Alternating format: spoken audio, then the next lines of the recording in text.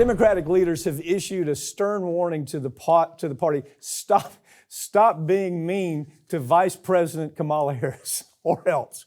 Well, but the party doesn't seem to understand that she is hugely unpopular, Farron, and she could cost them the next election. Here's the problem. Here's the visuals on it. You got a guy who's going to be, 82 or 83 by the time the next term would be over? You got her making decisions, and if you just take a little walk down her history, it's pretty scary.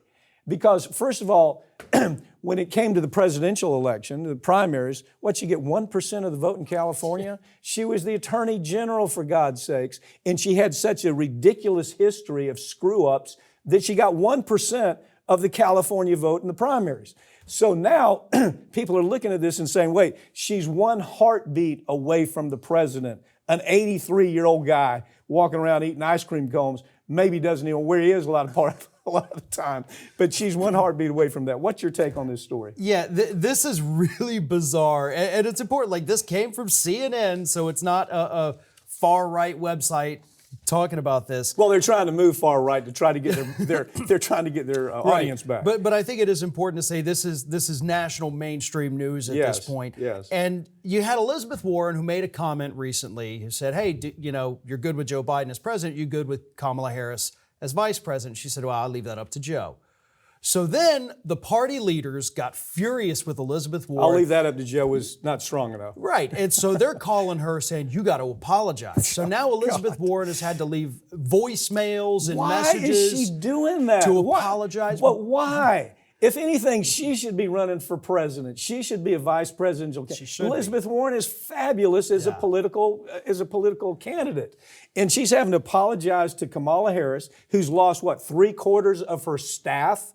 And her staff, the criticism is that she was lazy, she's disorganized, she's over her head, she's petty and mean. Those are just a few of the things that are coming from the staff as they move away from this woman. And Elizabeth Warren is apologizing? Don't you want to say, Elizabeth, you don't have to apologize. Jump into the race, run. You know what stuck out to me, though, reading through this article, because you see the arguments that the party leadership is making for don't attack Kamala.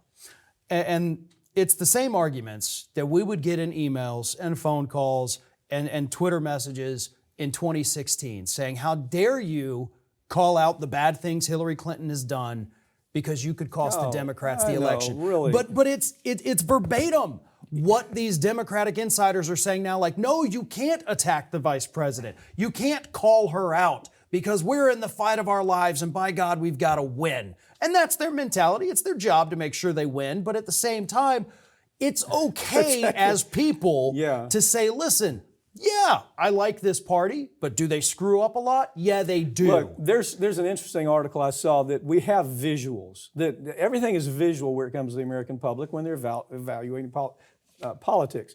If I were to say to you, what is the visual of Dukakis? What comes to your mind? He's the tank. The tank, the helmet, right? He's driving in the tank. If I were to say, what is the visual of Bush when you go, oh my God, what a nutcase? What would it be? Well, depending on which Bush, he had HW, which would be the goofy Bush, the real goofy Bush. The little one is just this guy is, he can't add 2 + 2. That's right. The Bushisms, tripping. I think of him landing on the carrier, and it's over. The war is over. Mission accomplished. And so you go on with all of these visuals. Her visual is word salad. That's her visual. Because when she speaks, it's word salad most of the time. And they've tried to correct her. They've tried to say, please don't talk so much. They've tried to say, don't do these interviews just sua sponte. Don't do that. It's word salad. But the point is, there are so many great female politicians that could step into those shoes. Name a couple. Elizabeth Warren. I'll start.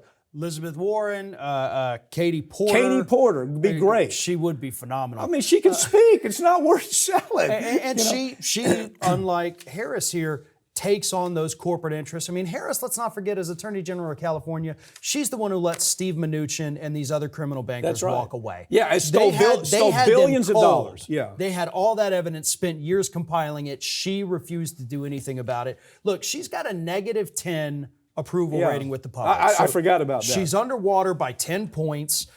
She hasn't been in media recently, so we know the administration, they're trying to keep her back. Of course. And if you want to use her to her strengths, send her out there to be the happy, smiling face, and Biden can be the fighter. What is the first attack that we're going to get for talking about her? What are the commenters going to be? It's misogyny and then Racism, racism. Yeah. Misogyny. Rather than thinking about what are we really saying, that's the easy go-to. Well, you know what? We're going to say it anyway. It's not that. It's not racism. It's not the fact that she's a woman. There are plenty of women of color that could do a great job in that position, but it ain't her. I can tell you that. She's like an albatross around the neck of the Democratic Party, and they can't get rid of the bird.